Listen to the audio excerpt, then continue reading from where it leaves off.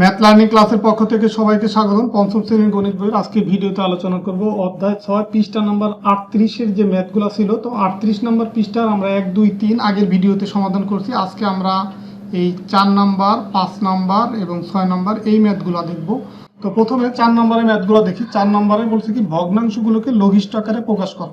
তো এখানে যে 1, 2, 3, 4, 5 যে 5টা ম্যাথ আছে সবগুলো হচ্ছে ভগ্নাংশ। দেখো এই যে ভগ্নাংশ। ভগ্নাংশ কেন? এখানে লব আছে আবার হর আছে, লব এবং হর আকারে মানগুলো আছে বিধায় এগুলাকে বলা হবে কি ভগ্নাংশ। আর এগুলাকে লঘিষ্ঠ আকারে প্রকাশ করতে বলছে। লঘিষ্ঠ শব্দের অর্থ হচ্ছে ছোট, ছোট করা। তো দেখো এই যে 6/12 বা 3/21 এগুলাকে ছোট করতে হবে। ছোট মানে কি এই উপরে আর নিচে যদি কমন যায় সেগুলা কাটাকাটি করতে হবে। দেখো এই যে এইখানে লবে আছে 6 আর হরে আছে হচ্ছে 12। এখন যদি একটা আর একটার মান দিয়ে কাটাকাটি করা যায় ডিরেক্ট, তাহলে কাটাকাটি করব, বা সেটা যদি না যায় তাহলে কিভাবে করতে সেটাও দেখাবো। দেখো যে এখানে 6 আর 12, তো 6 দিয়ে 12কে কাটাকাটি করা যায়। তার মানে আমরা যদি 6 দিয়ে উপরে 6 দিয়ে যদি 12কে ভাগ করি, এখানে পাবো হচ্ছে 2। আর এই 2টা লিখতে হবে হচ্ছে এই 12র সোজাসুজি নিচে না, আবার ডানেও না, মানে একটু অ্যাঙ্গেলে, ডান পাশে একটু অ্যাঙ্গেলে লিখতে হবে। তার মানে 6 দিয়ে যদি 12কে ভাগ করি এটা হবে 2। আর এইখানে মানে এই 12কে 6 দিয়ে ভাগ করলে হবে 2, আবার এই 6কে যদি আমরা 6 দিয়ে ভাগ করি তার মানে সেটা হবে 1। মানে উপরে নিচে দুই জায়গায় হচ্ছে আমরা 6 দিয়ে ভাগ করলাম। যেহেতু উপরে 6 ছিল নিচে 12 ছিল, এই কারণে আমরা এই উপরেও 6 দিয়ে ভাগ করলাম, নিচেও 6 দিয়ে ভাগ করলাম। তাহলে আমরা এখন পেলাম কত? 1/2। এটাই হচ্ছে উত্তর। মানে এটা দেখো এই যে 6 আর 12 হচ্ছে এই মানগুলো আর ছোট না, এই কারণে লঘিষ্ঠ হয়ে গেল। আবার 3 আর 21, দেখো এই 3 আর 21, 3 দিয়ে যদি আমরা 21কে কাটি তখন এটা হবে 7। আর 3 দিয়ে 3কে কাটলে এখানে পাবো হচ্ছে 1। তার মানে এটা সমান পাবো হচ্ছে 1/7। এটাই হচ্ছে অ্যান্সার।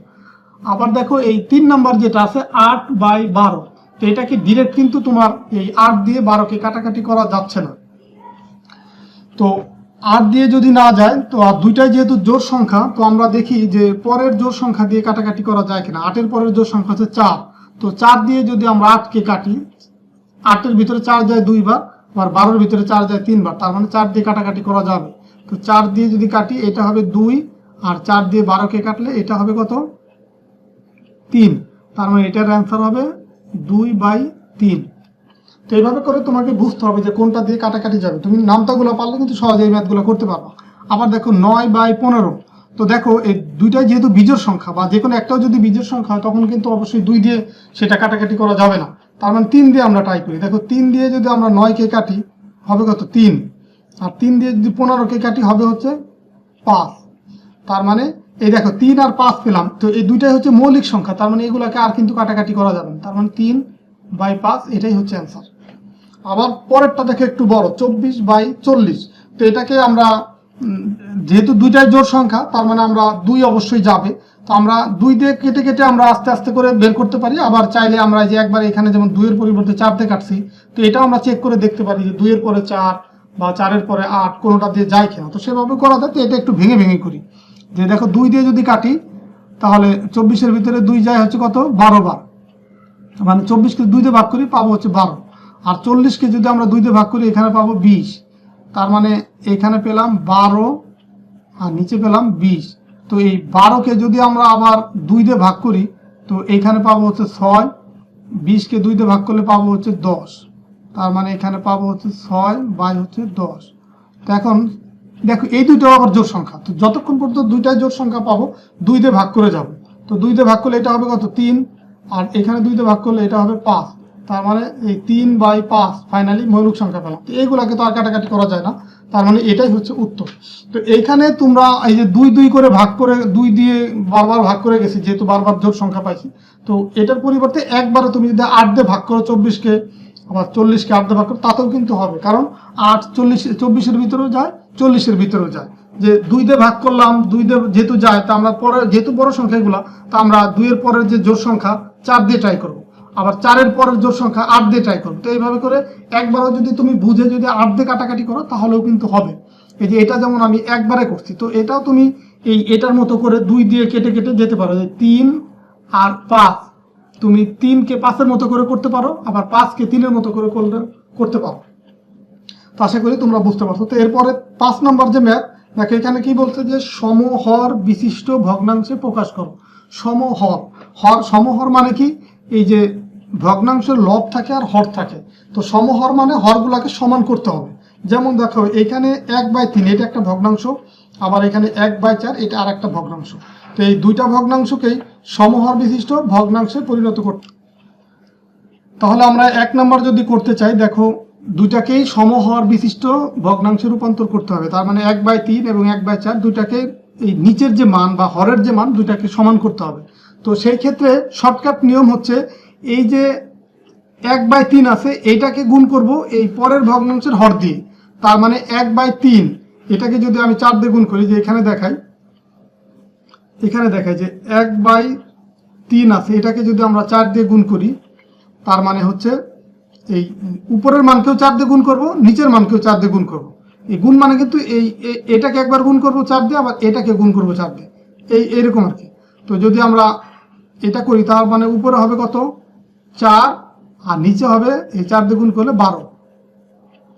আবার এটাকে গুণ করতে হবে এই যে হরের যে মান আছে প্রথমটার সেই 3 দিয়ে উপরে লবকে গুণ করবে একবার, হরকে গুণ করবে একবার।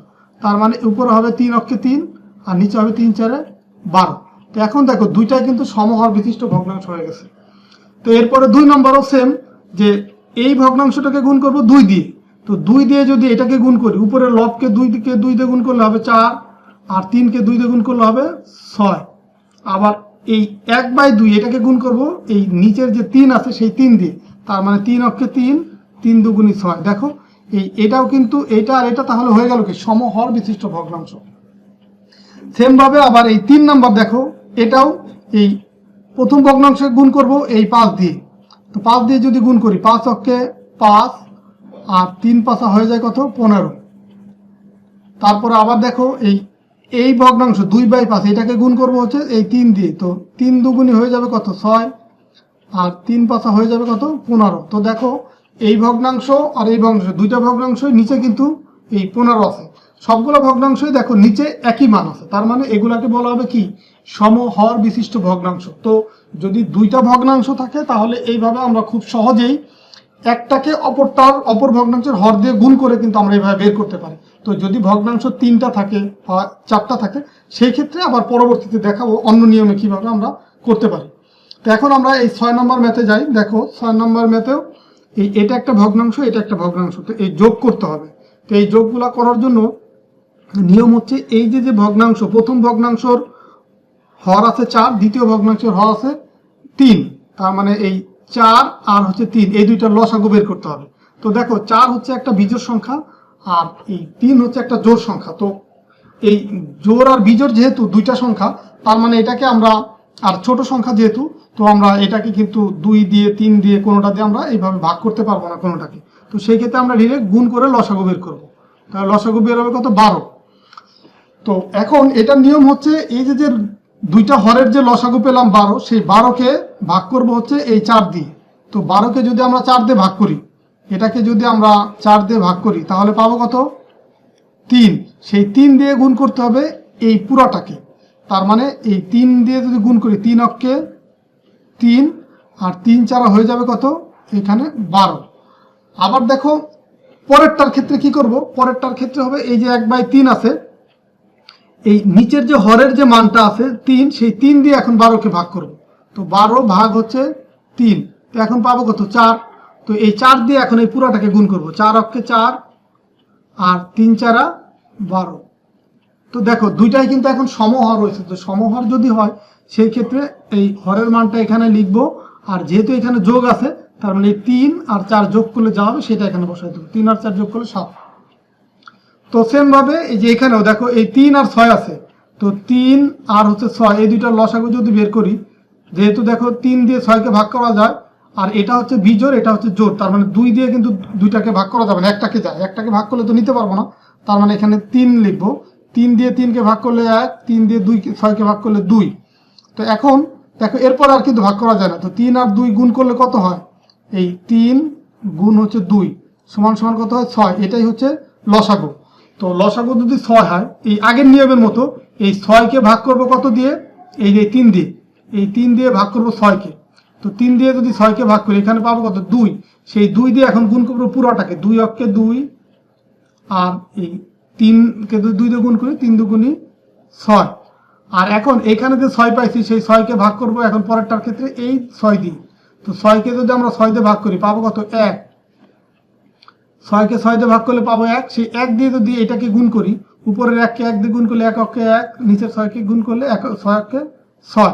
এখন এই নিচের দুইটা সমহর হয়ে গেছে, এখন সেই ক্ষেত্রে আমরা 6 এখানে লিখবো আর উপরের দুইটাকে আমরা যোগ করব, 2 আর 1 যোগ করলে 3। তো এখন দেখো এই 3 আর 6 এটা আবার কাটাকাটি করা যায়, 3কে যদি আমরা এই 6কে যদি 3 দিয়ে ভাগ করি হবে 2, আর 3কে 3 দিয়ে ভাগ করলে হয়ে যাবে 1, তার মানে এখানে অ্যান্সার হবে 1/2, এটাই হবে উত্তর। তো এই সবগুলো ম্যাথের কিন্তু নিয়ম একই, তারপরেও করে দিচ্ছি তোমাদের কনসেপ্টটা যেন ক্লিয়ার হয়। তো এখন দেখো এখানে তোমার যে 2 আর 3 এর লসাগু বের করতে হবে। তো 2 আর 3 এর লসাগু যেহেতু একটার ভিতরে যায় না, তার মানে লসাগু হবে কত 3 দুগুণী 6। এখন 6কে তাহলে ভাগ করবো কত দিয়ে, এই 2 দিয়ে।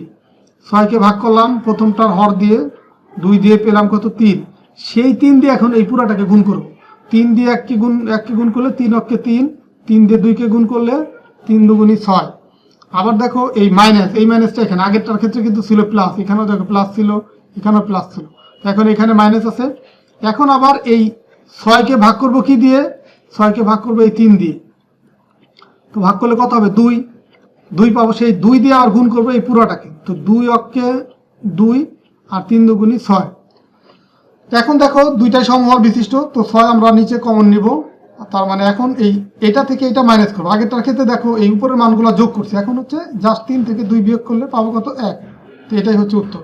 তো আমি যে প্রত্যেকটা ম্যাথের ক্ষেত্রে এই যে অংশটুকু দেখালাম এটা জাস্ট তোমাদের বোঝার সুবিধার্থে দেখালাম, এটা কিন্তু ম্যাথের ভিতরে তোমাদের দিতে হবে না, জাস্ট তোমাদের বোঝার সুবিধার্থে লিখে দিলাম। তো এখন আছে 2 আর হচ্ছে কত 6, তো এটার লসাগু কত হবে দেখো 2 আর 6 দুইটা জোড় সংখ্যা, তার মানে 2 দিয়ে ভাগ করা যাবে, 2 দিয়ে 2কে ভাগ করলে 1, 2 দিয়ে 6কে ভাগ করলে হবে 3, তার মানে লসাগু হবে 2 গুণ হচ্ছে 3, কত হয় 6, 2 গুণ 3 কত হয় 6 হচ্ছে লসাগু। এখন 6কে ভাগ করবো কত দিয়ে, এই 2 দিয়ে। তো 6কে যদি 2 দিয়ে ভাগ করি পাবো কত 3, সেই 3 দিয়ে আবার এই পুরাটাকে গুণ করবো, 3 অক্ষে 3, 3 দুগুণী 6। আবার দেখো এই 6কে যদি এখন আমরা ভাগ করবো কত দিয়ে, এই যে এটার হর দিয়ে, মানে 6 দিয়ে ভাগ করবো, এটুকু তোমরা প্রয়োজনে রাফ করে নিবা, পাবো কত 1, সেই 1 দিয়ে এটাকে যদি গুণ করি 1 দিয়ে যাকে গুণ করবো ওই মানটাই থাকবে, 1/6 থাকবে। এখন দেখো 6 কমন নিলাম, 3 থেকে তাহলে 1 মাইনাস করলে থাকবে কত 2। এখন দেখো 2 জোড় সংখ্যা, 6 জোড় সংখ্যা, এবং 2 দিয়ে 6কে ভাগ করা যায়, তার মানে 2 দিয়ে যদি 6কে ভাগ করি এখানে পাবো হচ্ছে 3, আর 2 দিয়ে 2কে ভাগ করলে এখানে পাবো হচ্ছে 1, তার মানে অ্যান্সার হবে 1/3। তো আশা করি তোমরা এই যে 4, 5, 6 যে ম্যাথগুলো করালাম প্রত্যেকটা ম্যাথই তোমরা বুঝতে পারছো, আর আমি প্রত্যেকটা ম্যাথই তোমাদেরকে বুঝিয়ে দেওয়ার চেষ্টা করলাম। পরের ভিডিওতে আমরা পরের ম্যাথগুলো নিয়ে আলোচনা করব। তো এই 38 নম্বর পৃষ্ঠার যে 1 থেকে 6 নম্বর পর্যন্ত যে ম্যাথগুলো ছিল সবগুলো ম্যাথই তোমাদের সমাধান করে দিলাম। আর এই ম্যাথগুলো যদি তোমরা বুঝতে পারো তাহলে অনুশীলনীতে যে ম্যাথগুলো আছে সেগুলো তোমাদের জন্য করা আরো সহজ হয়ে যাবে। আর এই টাইপের ম্যাথগুলো কিন্তু তোমাদের পরীক্ষায় সংক্ষিপ্ত কোশ্চেন হিসেবে বারবার আসে বা ইম্পর্টেন্ট আছে অনেক। তো ঠিক আছে, সবাইকে ধন্যবাদ ভিডিওটা শুরু থেকে শেষ পর্যন্ত দেখার জন্য। আর ভিডিওটা দেখার পর যদি তোমাদের ভিডিওটা ভালো লাগে বা ভিডিও দেখে যদি উপকৃত হয়, ভিডিওতে একটা লাইক দিতে পারো বা তোমাদের সহপাঠীদের সাথেও শেয়ার করতে পারো। আর যারা আমার চ্যানেলটা এখনো সাবস্ক্রাইব করো নাই, তারা যদি নতুন এই টাইপের ভিডিও পেতে চাও বা সহজে নোটিফিকেশন পেতে চাও তাহলে চ্যানেলটা সাবস্ক্রাইব করে রাখতে পারো। আর যারা অলরেডি সাবস্ক্রাইব করছো তোমাদের সবাইকে ধন্যবাদ। ঠিক আছে, কথা হবে পরবর্তী ভিডিওতে পরের ম্যাথগুলো নিয়ে। ওকে, আল্লাহ হাফেজ।